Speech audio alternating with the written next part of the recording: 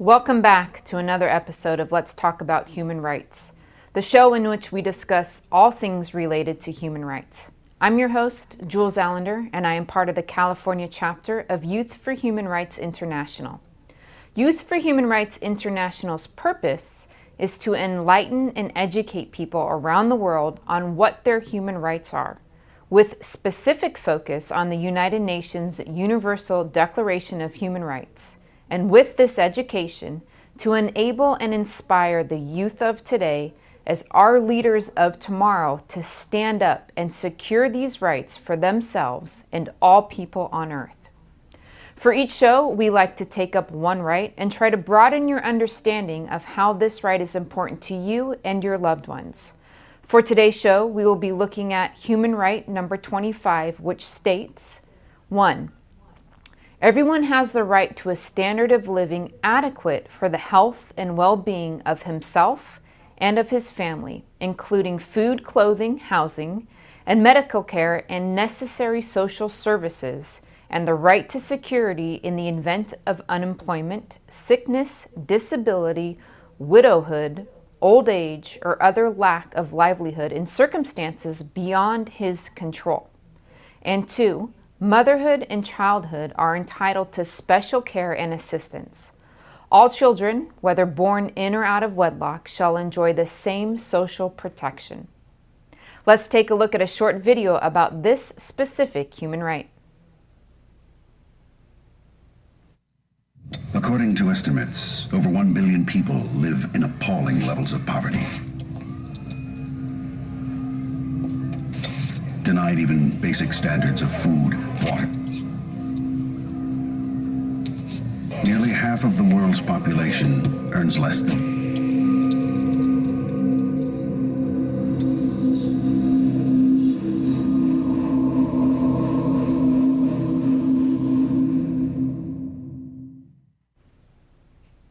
Let's examine these ideas a little more closely.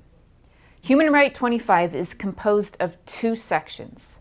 The first section has to do with everyone, and the second section has to do with a specific segment of society that has a higher value towards the future. That is motherhood and children. The first section of this right reads like this. Everyone has the right to a standard of living adequate for the health and well-being of himself and of his family, including food, clothing, housing, and medical care and necessary social services, and the right to security in the event of unemployment, sickness, disability, widowhood, old age, or other lack of livelihood in circumstances beyond his control. The right to a standard of living is basic to any healthy society. A person desperate to put enough food on the table or a roof over their head is not going to be very concerned about rights, theirs or others. When circumstances degenerate downward, an individual needs to be able to act in order to maintain their standard of living. There needs to be a path that they can take to correct the circumstances that created this issue. To get a better grasp of this, let's take a look at what is a standard of living. A standard of living is composed of a secure home, a place where one can sleep and keep their belongings securely without threat or the stress of criminals, the ability to secure enough food to keep themselves in good health, access to stores and enough currency to purchase the food, friends and neighbors that one can intermingle with and enjoy a sense of community with, a safe neighborhood, a place where the individual can go out without feeling threatened or being made a target of criminals, a job adequate to maintaining these needs or a means of income so that the individual can live with a self of autonomy. Let me give that to you again. Where the individual can live with a sense of autonomy. And the ability to do all of this as the head of a household for a family. Most people do not mind working and making their own way in life. They want to be the ones who secures the necessities of life, create a place to live, put food on the table, and have friends and acquaintances of their own choosing. But if the job they have is nowhere near the housing that they can afford, these ideals become just words. We see this today with lines of dilapidated campers lined up on side streets near the more affluent neighborhoods. This is a solution to affordable housing. If you were to survey the area for prices of apartments or houses for rent and then survey the wage of the workers living in these campers, you would find that the wage and the rent do not match. It is important for a society to ensure that housing, food, and a safe environment are securable by the individual and within a reasonable distance from their work. To do otherwise creates an environment where the person starts to create unusual solutions and lean upon the state or greater community for subsistence. There is no simple solution to these kinds of problems, and in all likelihood, the long-term solution will be composed of many factors. Everything from zoning laws to education and job training. You cannot create minimum wage jobs 50 miles from affordable housing. But the first step is to look at the problem for what it actually is. It is a job with a pay scale equal to the cost of living in an area. Cost of living is composed of a variety of things, not just rent and food. All of society will thrive with these things in place for all of its people. When they are not, a society begins to degenerate. Here's the second section of Human Right number 25. Motherhood and childhood are entitled to special care and assistance. All children, whether born in or out of wedlock, shall enjoy the same social protection. It is easily observable that children are the future of any society. Without children, there is no society within 50 years. Children are the people who replace the workers who retire, and children are particularly vulnerable. They do not have the skills to provide themselves or the education necessary to hold a well-paying job. Children are smaller and weaker and so are not able to protect themselves. In our society, we assign the job of raising children most commonly, but not always, to the mother. Being a mother is for the most part a full-time job. A baby cannot be left alone for more than a few minutes unless they are sleeping, and a toddler even less time. This places a very high value on motherhood, for a mother is that person that is caring for the future of any society. My guest today is an advocate for those who are displaced and homeless and will be sharing how the basic human right I've just discussed can and should be provided to all. But before we get to our special guest for the show, let's take a look around the world at some good news that occurred in human rights. Thanks to successful rewilding efforts, Brazil's most trafficked endangered bird is making a comeback. The great-billed seed finch is thought to be the most trafficked endangered bird species in Brazil. It has long been coveted in the caged bird trade, which has led to the local extinction of the species. Experts estimate fewer than 2,500 mature individuals still exist in total, and no more than 250 in any given population. But thanks to the help of a thriving community of legal breeders, conservationists are working to bring them back through research and environmental education and ultimately to bring the species back to the wild.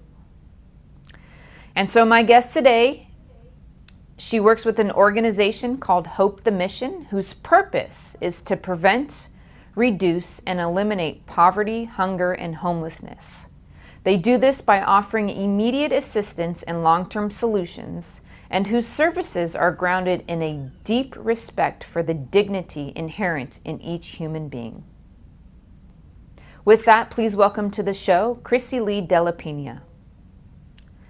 Hi, welcome. Thank you for having me. Yeah, thank you for being with us today. And why don't you start by giving us a little bit about your background, where you're from, and where you grew up. Yes, of course. So I grew up in Maui, Hawaii, and growing up on an island, everybody I'm sure is like, oh, wow, you must have had it good. And I did in a way. But also in another way, I grew up seeing hardship and seeing displaced people. And while I was a child, a lot of things that shouldn't have been normal were made normal to me. My mom is the strength of the family, she decided to make her way in a new life. So she made sure we got to school. She made sure we were brushing our teeth. She made sure we had housing and shelter. Whereas my dad's side of the family stayed in a specific way of life. And I grew up witnessing my father be homeless, my uncles and my aunts be homeless and addicted. And I thought it was normal. It wasn't until I graduated high school where I found out that, not everybody lives like this.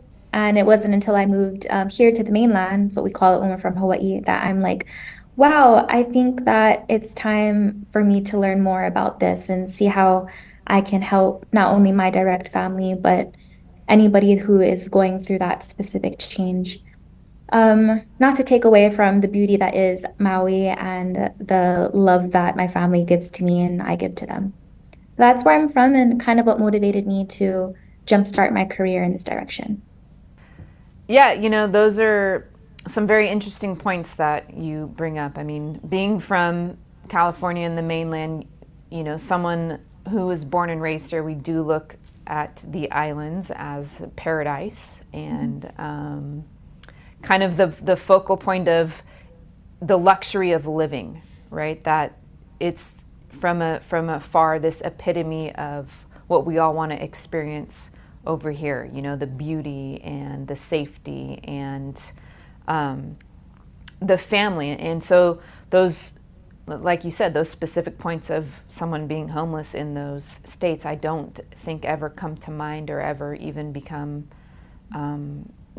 talked about and made aware of. And something it being so regular over there that it took until high school to have a realization like, oh gosh, maybe this isn't what it's supposed to be or what one should have while growing up. Is that fair? Yes, for sure. And then it's also the understanding that if they were brought up a different way, we have our traumas that we have to cope with. For example, my grandmother, who is in her 70s now, grew up through the first road being built, the first asphalt road being built. And it's kind of how does somebody who is native or not accustomed to a Western lifestyle change within a decade? You have 10 years to catch up with Western society and the mainland society. A lot of Hawaiians got displaced and left behind and couldn't progress with the times as adequately, unfortunately.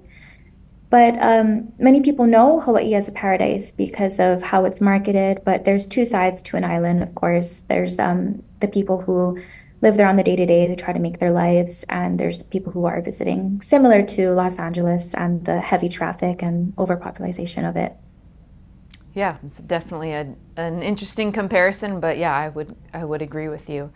And so you spoke on this a little bit, and maybe there's more, but was there a specific point in your life where you realized you wanted to start helping people? I've always wanted to help people. I'm a true empath. I always wanted to help my family, whatever I could do to make somebody's life easier. I have always wanted that.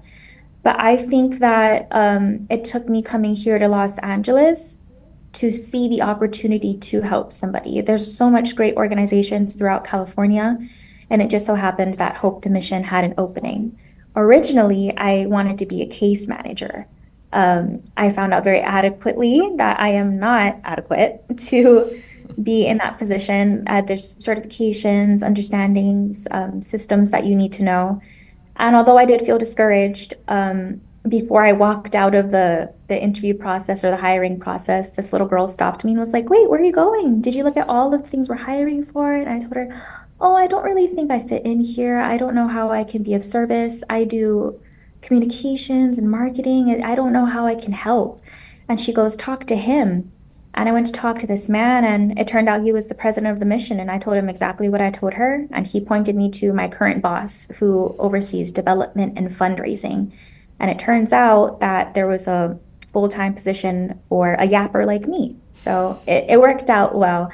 I didn't know there was an opportunity for me to grow in this field in my passion, which is communications and telling a story, until I tried to change the career path, if that makes sense. I tried to go fully into something I'm not prepared for, which is case management and hands-on day-to-day with those experiencing homelessness. But helping in my gift, I was led to this current position that I'm in, which I'm very grateful for. It just worked out door to door like that.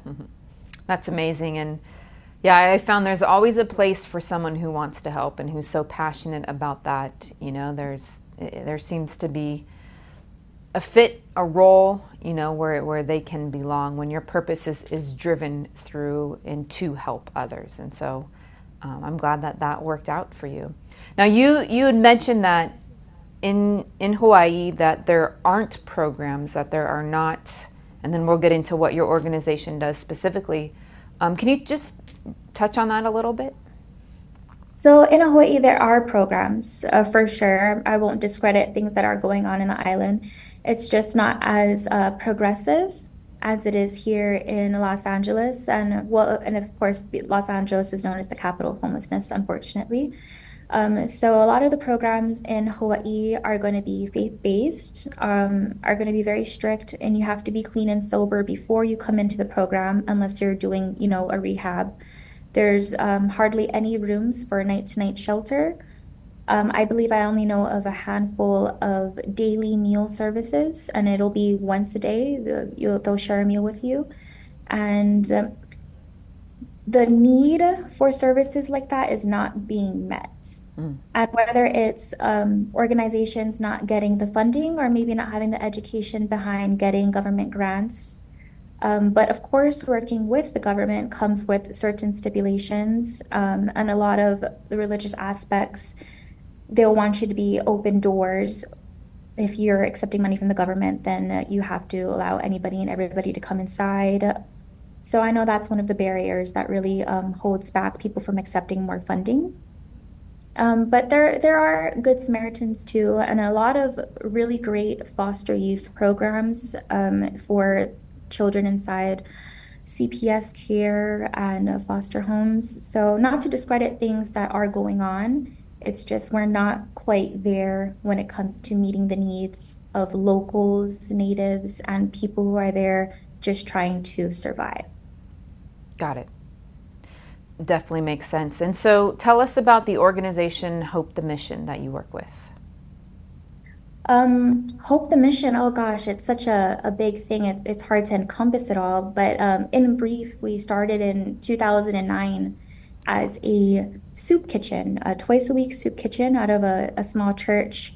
And over the past 15 years, we have grown to become the largest homeless rescue mission, I believe, in the nation. Don't quote me on that, but we have grown tremendously. So from that soup kitchen, we now have over 24 shelters, and we're providing close to 5 million meals a year at the end of this year, once more shelters open up.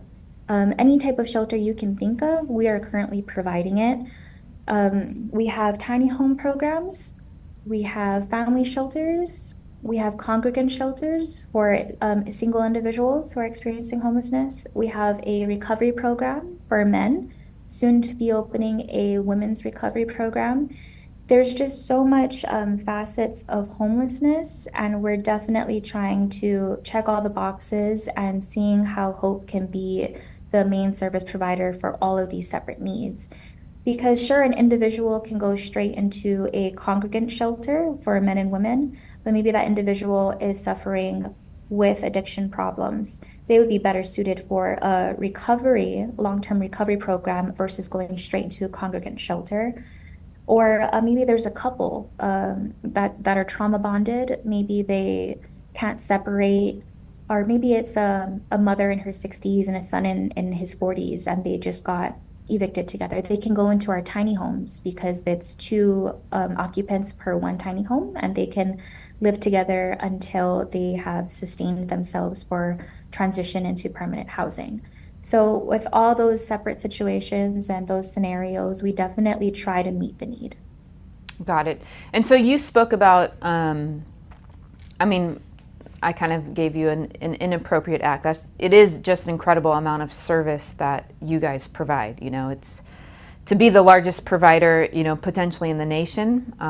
Tremendous, heart-filled, and people who want to help others are involved in that, and that's no small task. I'm born and raised in California. I'm very familiar with how homelessness has seemed to increase over the last 20, 30 years, and specifically over the last 3, with COVID, and it just seems to have really spiked, and so to be able to kind of go with that trend and up the services and expand in what you guys are doing, because, and this is the question I wanted to ask, I think from an outside perspective that there's different, I want to say types of homelessness, but there's different reasons or depths of homelessness that one can get on, right?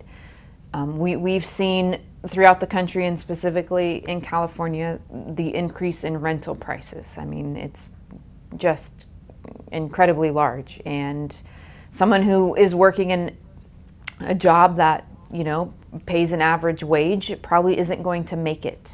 And so then they can get displaced, or people who've gone through trauma, or people who've been trafficked, and people who are drug addicts. And so my question is, how do you, I guess I have 2 questions, is how do you identify those different individuals and what services to put them in?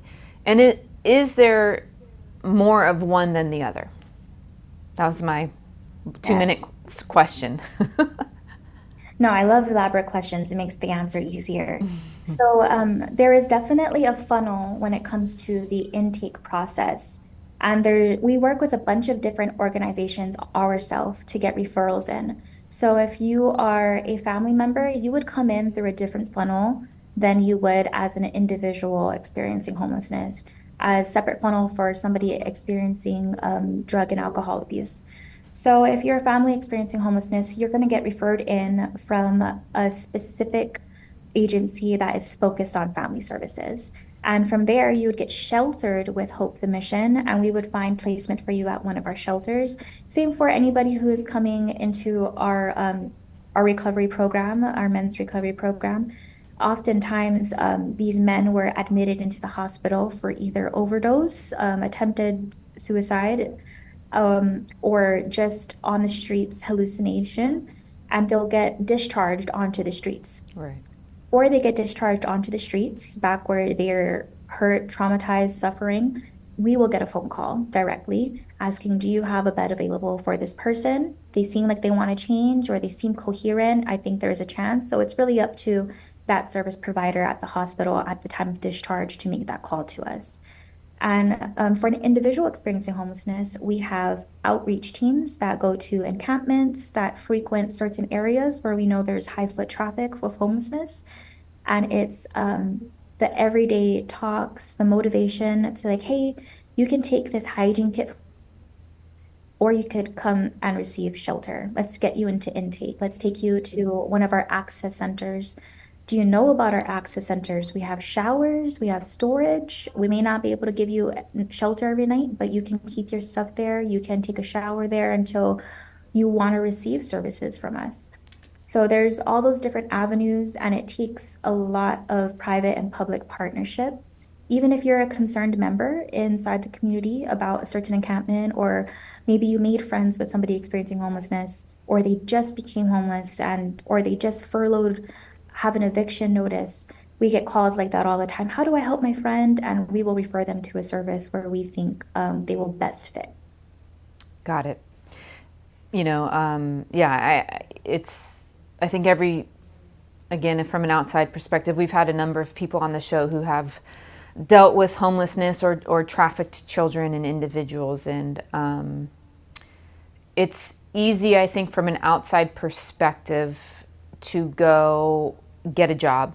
You see, it's like, you need to just go get a job. Why are you living on the streets? This is everyone's community, and, we don't necessarily want it to look that way, right? I think any individual would like to live in a nice home and have a nice community and drive down the street and for it to look nice, right? And I think it's the ignorance a little bit where we can come in and get mad at it and get angry and not have a true understanding of like what happened to that individual. And I think when we come in with, or the government or state comes in with blanket solutions, we have seen that it just doesn't work, and the problem just gets worse, which we've experienced, right? And so It's really nice to hear, and it's great that there are these individual services depending on their situation, and there's proactiveness of going out to the encampments, right, and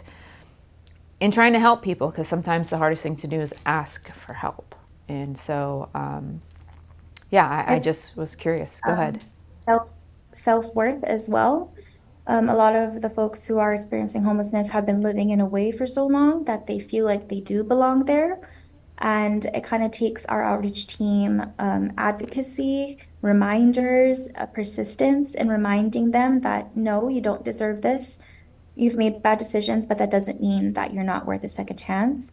And I give my hats off to our outreach team because they're out there in the blistering heat today doing that same exact thing that I just said on the day-to-day, even on cold winter days. They scan the LA River to try to get those, if we're going to experience heavy rains or floods, out of the LA River. It's the hands-on services that really help the most. It's letting them know that, hey, you feel that way about yourself, but we don't feel that way about yourself. Can you try to see what we see, the second chance, the hope that we're trying to give you? So it's a beautiful thing, and it's hard too. But at the end of the day, it's the persistence, it's the not giving up on somebody that really pulls through. Yeah, that's a good point. I've never actually heard someone speak in terms of this subject of the self-dignity or that point, right, of self-importance. And I've heard people talk about when they're working with criminals, right? Once that criminal gets their self-dignity back, their self-respect back, they basically take themselves out of crime. And that makes a whole lot of sense in the same way with homelessness, right? No, I think at the end of the day, no rational individual wants to live in that kind of environment, right? And so that's a great point. So then talk to us about the positive effects, like the successes and what Hope the Mission has seen through their programs. Yes, so there's many different arrays of success when it comes to hope. Just as a mission ourselves, when I joined on about 2.5 years ago, maybe 3 years ago, we had about close to 400 employees, and currently we're pushing more towards 800 employees. Our expansion and growth, we've opened up 8 shelters within the last 2 to 3 years, and for an array of services as well. We're always fundraising, and I just think that's success within itself. When we get somebody to donate to the mission, they're doing it out of the generosity of their heart, and it's always a success within itself. Another facet of success is our participants who come out of the program ready for their new life. Paper and document ready. A lot of people don't know that when you're homeless, you lose your social security card, you lose your driver's license, you lose your birth certificate. And when you're with us and you're working with one of our programs, that's one of our first and foremost things that we try to do. We get you document ready. And as soon as we get all the documents in, we can find you a job placement. We can make that action plan for you to get on the pathway to life. A lot of those experiencing homelessness give up at that point because who's going to hire me? What do I put down on top of that job application? It's not as easy as getting a job, like you said. And that's a success within itself. Getting a birth certificate in, a driver's license in, you have to wait so long. So that's square one. And then the amount of move-ins that we have a lot of great turnout from Project Home Key. I don't know if you're familiar, but it's converting rundown motels into usable housing for those experiencing homelessness.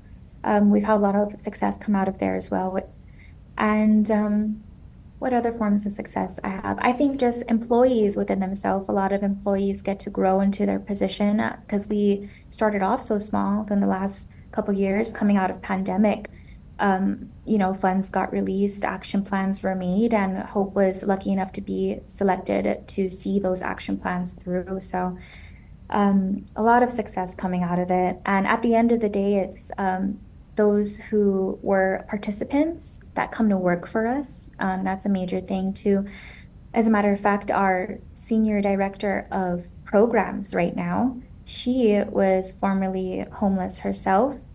And now she's just an amazing, astonishing woman in her field, and she's running our programs here at the mission. So I don't know if that answers the question. I just went on a success rampage. There's just so many No, that of definitely it. answered Yeah. the question, especially the last point, of an individual taking that, the services that are provided, right, and turning their lives around. And that's the successes we all want to hear and see. And, we don't want to see people living on the street and suffering, because at the end of the day, they are suffering to whatever degree. And so those are the incredible stories, right?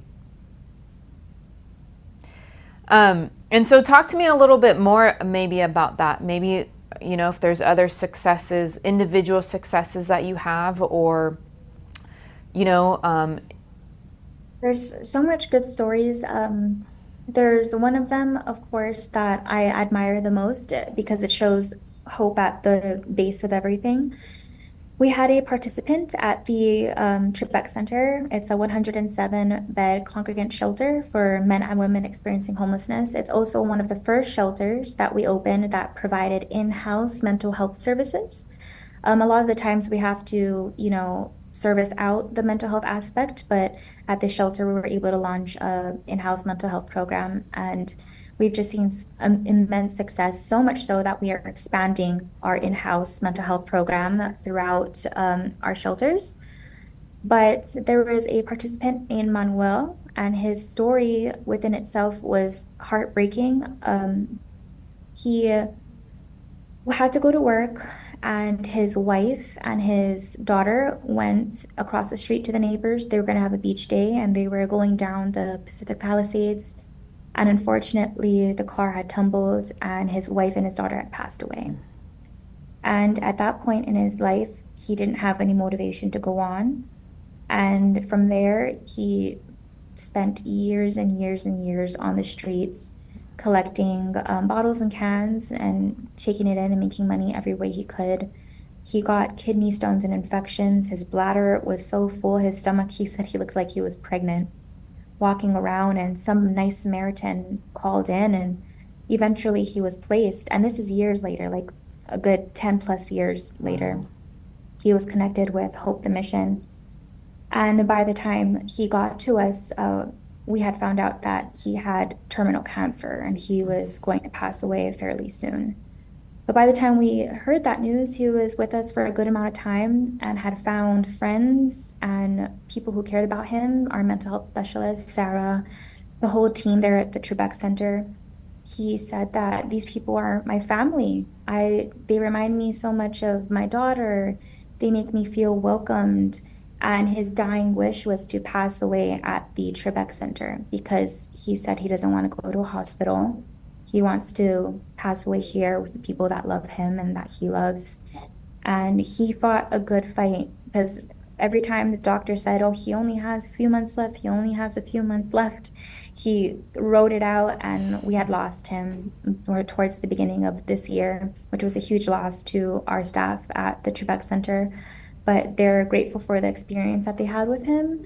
And I think that just shows the integrity of Hope, that we'll get you in and we'll get you serviced the best we can. We were able to connect him to a specialist, a cancer specialist. We were able to make sure he was comfortable on his last days. Now, this isn't a same case scenario for everybody, but it was a special accommodation for somebody who doesn't have any family and whose last wish was to die with the family he has made at Hope. Yeah, that's heart-wrenching and heartwarming at the same time, and I think goes to show to the earlier point of individuals, if given the opportunity and if given the resources, are going to take themselves out of that condition. And I think that's what needs to be focused on. And, I think at the same time, it's hard not to acknowledge, there can be a lot of drug use within homelessness, right? And so how do we tackle that? Because, an addiction is tough. It's, I've seen it. I've had friends experience it, and addiction is just one of the toughest things to overcome when we're talking about drug and alcohol addiction. So it's a hill 10. I commend you and your organization, for probably doing a lot of the work that others don't want to do in that sector. So I appreciate that. For sure. And it goes to show that when you combine mental health with proper case management, with proper resources, that a person will meet you there. Um, somebody they're so caught up inside the I'm not worth it, the no, there's not a place for me, or that service doesn't exist, or kind of they don't have the motivation to get there. When you meet somebody where they're at and you show them the possibilities, more times than not, they will take it. Because going back to, right, number 25, it's beyond their control at that point. When you are at a tremendous loss and you don't have the proper resources to heal, and you're given a cheaper resource to heal, what would you choose? Right. So Hope the Mission is a low barrier shelter. And what that means is we accept anybody and everybody and we meet them where they're at. So if you are using drugs or you are an addict, you can enter our shelters. That's what makes us unique. However, you may not bring it into the shelter. You have to leave it in your amenity locker outside. Your life and your choice outside of the shelter is completely up to you. All we can do is provide you the shelter and motivate you and remind you every day that this is where we want you to be. If you want to keep your bed here, then you need to focus on X, Y, and Z, paper document ready, job ready, housing focused. And if you want to go to rehab, if you want to obtain those services, we'll hold the bed for you while you do that. But the second that there is contraband inside of the facility, the second that there's a weapon or any type of displacement when it comes to like breaking your bed or breaking something in the facility, we do exit the participant. However, they have a leeway period and they may come back if they choose to take advantages of the services again. And the number one thing that we say here at the Mission is the streets shouldn't be the waiting room for resources and services. The longer we leave those experiencing homelessness on the streets, the more they are tempted to stay in that lifestyle or gain more relationships in that lifestyle. But if we bring as much people as we can in and then offer them the services and give them the guiding light to a new path, they have a quicker opportunity to take that path. And I know a lot of people in our community, they're worried like, well, you're bringing them in, like you're bringing them here, centralized. And we're not bringing them to the area, they're already there. We have over 24 shelter sites. They're already within the community. We're just giving them an option to receive these services. And if they want it or not, totally up to them. And that's one of the core beings of Hope the Mission, for sure. Right. Yeah, no, it definitely makes sense. And so if someone wanted to get more information about the organization, how would they get in contact? Yes, so they could visit www.hopethemission.org. We have a contact or get info or get help now buttons on the top right-hand corner of your screen. And then you can email us at info@hopethemission.org as well. Excellent. And so as we get to the close of this interview, we ask all our guests this final question, and that is, what is your favorite human right and why? Well, you did a really great job at covering it at the beginning of the segment, but of course, right number 25. Well, first and foremost, right number 1, free and equal, and we're all together in brotherhood. And I think if we embodied that, we wouldn't need to go down the whole list of human rights. But of course, number 25, the right to food and clothing. A lot of the situations that we encounter when it comes to homelessness is beyond their control. Whether it be medical bills. I defaulted on my medical bills. I got evicted. I don't know where to restart. And we take those individuals in, and a good 65% are going to be elderly individuals who can't afford to pay their medical bills out of their Social Security. So that's a lot to think about. And then when it comes to children and mothers, children are our future, and we believe that here at Hope as well. We have over 4 family shelters currently. We have a new one being under construction, as well as transitional age youth shelters. And at our biggest family shelter, we're building a community center and daycare center. That way the mothers who want to go back into the workforce, but don't necessarily trust somebody with their kid yet because they've been through so much, can leave their kid and their child and go to work and come back and regain stabilization. And it's also good developmentally for the child to be inside of a daycare system where they can learn more rather than staying inside of the shelter with their family inside the room all day. So we're just doing really great things to meet that need and the importance of it. Everybody deserves dignity, kindness, and respect. It's the baseline for being alive, for being a human being. And I hope if anybody takes anything away from this, if you have shoes on your feet, if you have a roof over your head, and if you have a shirt on your back, then you have it in you to help somebody who needs those things as well. Yeah, extremely well said.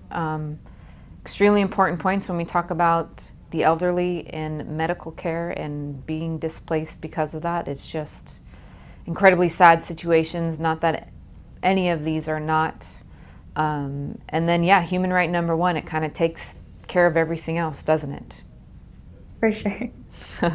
Well, thank you so much for being here. It really was a pleasure talking to you and hearing about, you know, the incredible work that Hope the Mission does. You know, just the amount of services is, I mean, I had no idea, and I did a thorough amount of research on it, but, you know, it's incredible. So again, going back to that point, I think every individual situation is different, right? And displacement is real, especially in America and in the state of California right now. And so yeah, keep working, keep going. And if there's anything we can do to help you out, please let us know.